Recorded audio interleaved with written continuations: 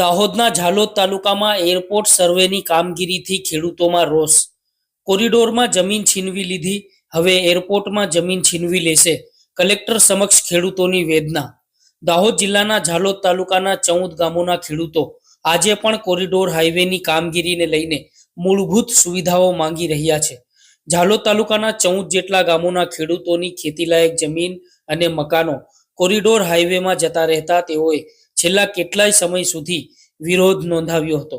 ત્યારબાદ કોરિડોર હાઈવેની જમીનનું સર્વે બાદ કામ શરૂ કરવામાં આવ્યું હતું, ત્યારે તેમની જમીનોની સાથે સાથે મૂળભૂત સુવિધાઓ પણ છીનવાઈ જતા તેઓએ કેટલીક વાર વિરોધ દર્શાવી અને આવેદનપત્રો આપી મૂળભૂત સુવિધાઓ અંગે રજૂઆતો કરવામાં આવી હતી.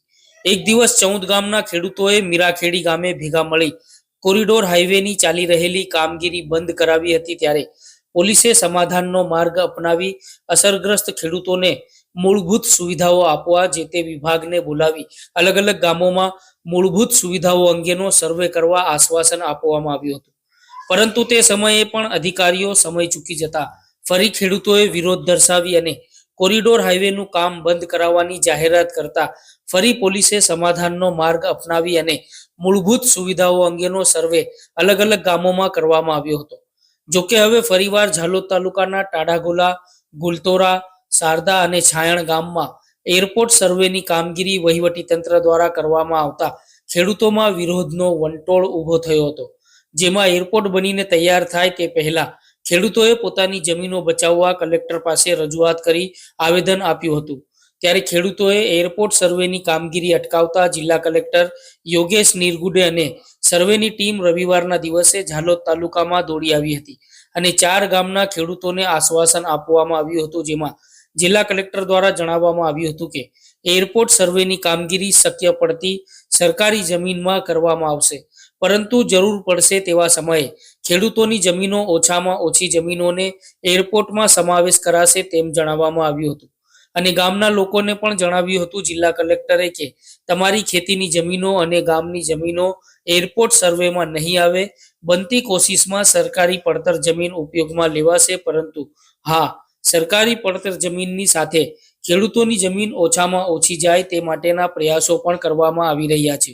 ત્યારે ઝાલોદ તાલુકામાં એરપોર્ટ બનવા માટે જમીન સર્વેની કામગીરીથી ખેડૂતોમાં પોતાની જમીનો છીનવાઈ ન જાય તે માટેનો ડર રહેલો છે અને સ્થાનિક ખેડૂતોએ જણાવ્યું હતું કે અમે અમારી જમીન એકવાર કોરિડોર હાઈવેમાં આપી દીધી છે, હવે એરપોર્ટ માટે અમે અમારી એક પણ ઇંચ જમીન આપીશું નહીં તેમ જણાવવામાં આવ્યું હતું. ત્યારે સ્થાનિક ખેડૂતોના વિરોધની વચ્ચે એરપોર્ટ સર્વેની કામગીરી ખોરંભે પડી શકે છે.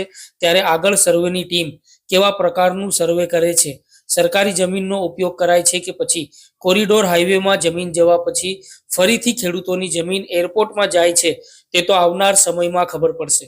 ઝાલોદ તાલુકાના ટાઢાગોલા, ગુલતોરા, શારદા અને છાયણ ગામમાં એરપોર્ટની જમીન માટે સર્વે કરાતા એરપોર્ટના સર્વે પહેલા જ ગ્રામજનોએ વિરોધ નોંધાવ્યો હતો અને 4 ગામના ખેડૂતોને પડતા ઉપર પાટું જેવો હાલ સર્જાયો છે. જોકે ઝાલોદની મુલાકાતે આવેલા જિલ્લા કલેક્ટર યોગેશ નિરગુડે સમક્ષ સ્થાનિક ગ્રામજનોએ પોતાની આપવીતી જણાવી હતી. ત્યારે આ મામલે જિલ્લા કલેક્ટર શું ફેસલો લેશે તેના ઉપર સૌ કોઈની નજર બનેલી છે. આ ખેડૂતોના મનમાં જો આશંકા હતી એ જાણવા માટે અમે બધા વહીવટીતંત્ર જો છે આજે આ ગામમાં આવ્યા હતા અને લોકોની રજૂઆતો સાંભળી.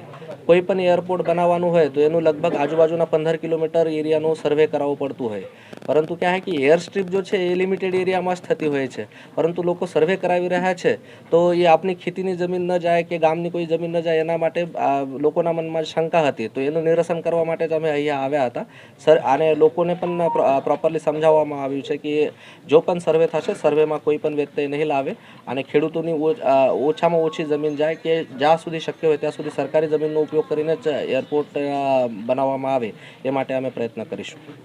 97 નંબરનું છે તો તે જગ્યા ઉપર સર્વે કરાવવામાં આવ્યું છે. આગળ અમારા ગામમાંથી નેશનલ હાઈવે કોરિડોર પસાર થયો, એમાં અમારા ગામની જમીનો જતી રહી, ખેડૂતો આદિવાસી ખેડૂતોની, અને હવે પછી નવેસરથી એરપોર્ટનું સર્વે કરવામાં આવ્યું છે.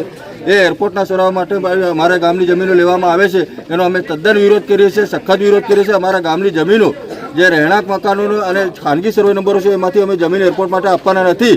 સાહેબે અમને આશ્વાસન આપ્યું છે કલેક્ટર સાહેબે કે જંગલની જમીન લેવામાં આવશે.